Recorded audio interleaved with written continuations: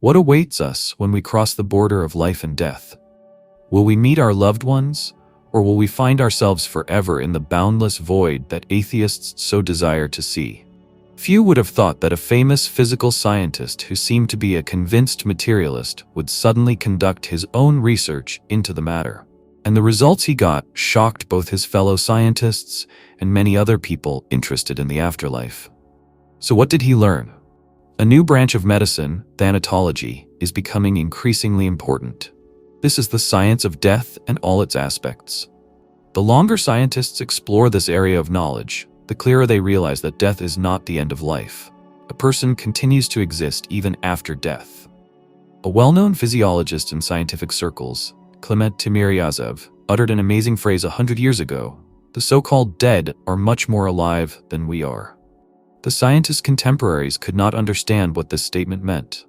Today, many thanatologists claim that death is the forerunner of immortality.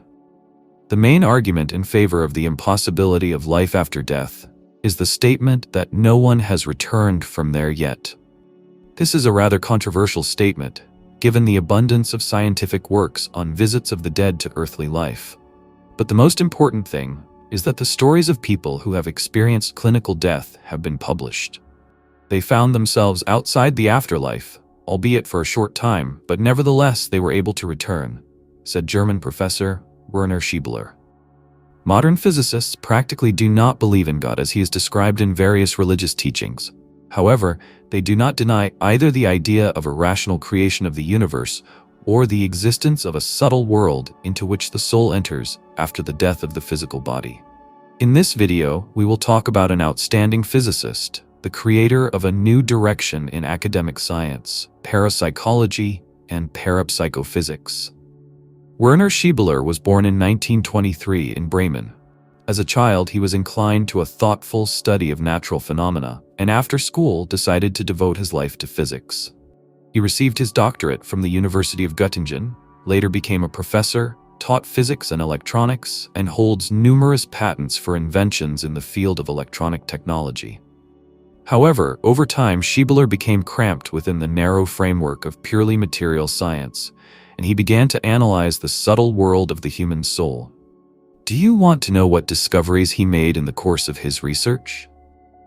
People who have lost loved ones often experience deep emotional trauma due to the inability to see their loved ones again. Their grief for the departed poisons their daily existence. But these inconsolable sufferers should think, what if death is not the end, but a transition into something else? 60 years ago, Werner Schiebeler tried to answer this question by starting to study the nature of grief and its impact on both the living and the dead. He argued that grief is a complex psychological process involving many thoughts and feelings. All these manifestations can have an impact on those who are mourned. The physicist has collected many examples confirming that earthly sadness can reach the dead and affect their posthumous existence. His research has aroused interest in scientific circles. Over the past decades, modern scientific disciplines have collected an impressive amount of significant information about the world around us and the human body. However, traditional sciences rarely go beyond the boundaries of human life. Birth and death are considered as the beginning and the end of a person's existence. At the same time, people usually do not know why they make this transition between two endpoints. Birth is usually considered a joyful event, whereas death is perceived as an unmerciful destroyer. This view is shared even by some theologians today. One day, Schiebeler got into an open argument with a priest who had lost faith in the afterlife. The priest stated, "For me, death is a terrible and frightening event. This is the complete cessation of human existence. No one can return from that gloomy border." However, Schiebeler, based on his own research, was able to convince the priest that not everything is so sad. He explained that death is not a tragedy. The soul continues to exist in new worlds. This is a reality, confirmed by numerous examples of contacts with the dead. The conversation was long. The professor gave examples of cases where the thoughts of grieving relatives prevented the deceased from completing the transition to another world. After listening carefully to Schiebeler's arguments, the priest reflected that death might not be the end, but a transition to something more beyond the physical world.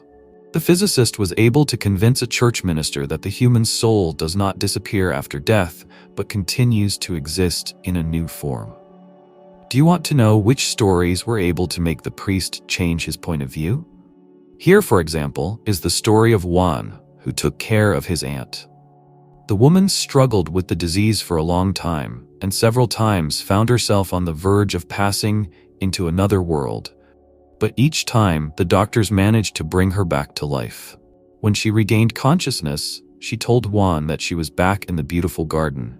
However, because of the prayers of her family, she had to return 3 times, and she wanted to stay there forever. That's why she asked her relatives to release her soul into that wonderful world. She was gone the next day. Or another case that Schiebeler read about in a book by Adalbert Avion. It told about the famous Austrian medium Maria Silbert. At the request of a mother who had recently lost her son, Maria contacted the deceased. The man sent the following message: "Don't cry for me, because your thoughts bring me back to my physical form, and it's hard for me to get rid of it." Schiebeler received many letters from people who, after tragic losses, continued to talk mentally with their deceased loved ones. Some claimed that they felt the answers in the form of dreams or unexplained signs. Others, on the contrary, experienced even more acute pain from the inability to get a clear answer. Here is what the researcher wrote in his book, Life After Death. What the physicist thinks about this. It's like we're shouting into the void, not realizing that our voice might be bothering someone. The story of the German Gertrude Reich was especially revealing. Her husband died at the age of 65. Gertrude was left completely alone. She had no relatives or children. There was no one to support her during this difficult time. Gertrude went to the cemetery every day to talk to her husband. She returned home in tears. A month passed, but her grief didn't get any easier. One day, returning from the cemetery, Frau Reich bought a magazine with an article by Werner Schiebeler. This article was a real revelation for her. From that day on, she tried to cry less and grieve for her husband. This story had its own sequel. One day, Gertrude was awakened by the creaking of the bedroom door. It was about 4 o'clock in the morning. Frau Reich woke up, thinking that she was just dreaming. After all, there was no one else in the house. But the figure of her late husband appeared in the doorway. He bowed to her in silence and disappeared. The woman realized that the deceased was thanking her for releasing his soul. From that moment on, Gertrude reconsidered her views on mourning. Now, in her prayers, she asked only for peace for her husband. Gertrude claimed, "Grief has become easier. It was as if I had given my dear spouse the freedom to leave in peace." It is important to understand that grief should not affect our lives too much. This is exactly what Schiebeler tried to explain in his books.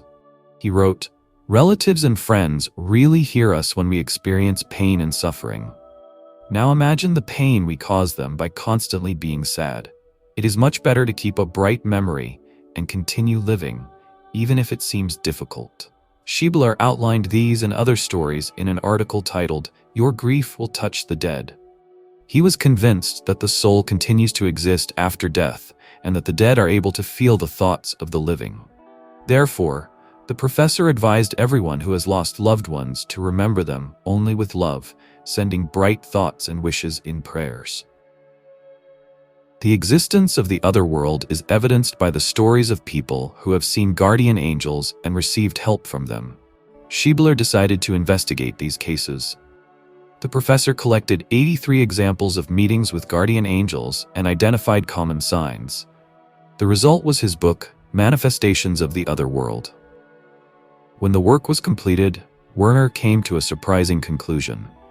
"I expected my conclusions to be like this. If in the past angelic visions were not so rare, now we do not feel the angelic presence. However, I am now convinced that today people see guardian angels just as often, but no one talks about it." The intervention of guardian angels can be aimed at preventing a major tragic event that can affect the fate of many people, or at deterring a particular person from rash actions. Peter Gerloff, a German, shared one of these cases with Schiebeler. When he was 14 years old, he got a bad grade on an exam and was afraid to tell his parents about it. In desperation, he decided to die by jumping off a bridge into the Rhine. Peter chose a deserted bridge and carefully climbed over the railing. Holding on with both hands, he looked around to make sure no one was watching him. Then he let go of one hand and was about to let go of the other. But at that moment, a voice rang out. "Stop, Peter. Don't do this. There's still something you haven't completed here." The young man was shocked. Now he no longer wanted to carry out his plans. He climbed back over the railing. On the way home, Gerloff wondered who might have been talking to him. Now, as an adult, Peter is sure that the guardian angel saved him from a rash act. The following case was told by an American, Mrs. Alois French. The intervention of otherworldly forces helped prevent a serious tragedy. One day, Mrs. French, who lived in Baltimore, saw her dead daughter in a dream. She informed her mother that she should take the next train to Philadelphia and warn about the fire at the hotel owned by a family friend. Arriving at the hotel, Anna asked the owner to take her through all the rooms. The woman stopped at a small room under the stairs and confidently stated that it was there that the arson would be committed. There was a police ambush in that room. During the night, someone broke into the premises, and the police detained a woman who previously worked as a maid at the hotel and was recently fired for theft. A Molotov cocktail was found with her. How could Mrs. French have foreseen these events? She assumes that the guardian angel, who appeared to her in a dream in the form of her daughter, knew about the intentions of the arsonist and could not allow a tragedy with numerous victims. In the following example from Schiebeler's book, 2 guardian angels saved the life of a Dutchman named Britt. Britt lived in the city of Den Helder and had a private therapeutic practice. One night he was called to a seriously ill patient. Since he lived nearby, the doctor decided to go on foot, crossing the bridge over the canal. Arriving at the place, Britt rang the doorbell. The angry voice of the owner of the house was heard behind the closed door. The man was clearly annoyed that he was woken up in the middle of the night. "We don't need any doctor. We don't have any patients here." Confused, Britt returned home. It was only 10 years later that he learned the details of this strange incident. One day, a stranger came to him, reminding him of that night. The visitor admitted that he had set up a false call.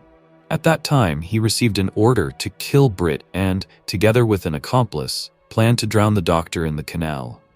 The address was chosen on purpose, and the killers were waiting for the victim at the bridge.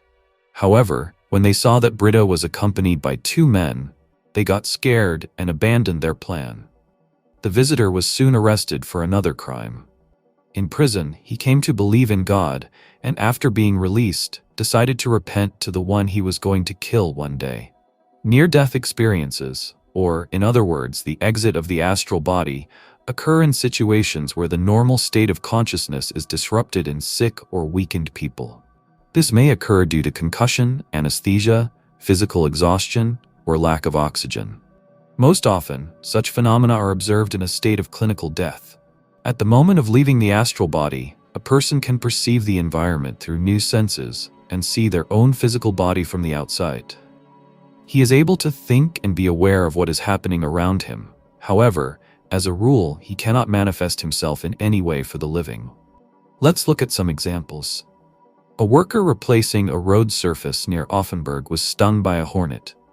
Because he suffered from severe allergies to insect bites, he lost consciousness 14 minutes after the incident. A doctor who happened to be nearby immediately arranged for him to be taken to the hospital. Several intracardiac injections and electric shocks were used to save the victim. During the intensive care unit, the man saw himself lying on the treatment table and heard the doctors talking. It seemed to him that his astral body was under the ceiling and watching what was happening. Suddenly, he felt that he was in front of 2 staircases. One of them looked clean and comfortable. However, the man chose another staircase, which was much more difficult to climb. After walking about a quarter of the way, he heard a voice. "You have to come back. You are not needed here yet. Come back." Later, the doctor informed the patient that his heart had stopped 3 times for 4, 6, and 7 minutes. Professor Schiebeler's friend, Guido Huber, a Swiss hotel owner, spoke about a similar experience 5 days before his death. A few days ago, he lost consciousness and experienced an unusual sensation. He found himself outside his body, saw it lying on the bed, as if lifeless, and was freed from pain and fear. It was an indescribably wonderful, soothing feeling. He was very upset that he had come to his senses.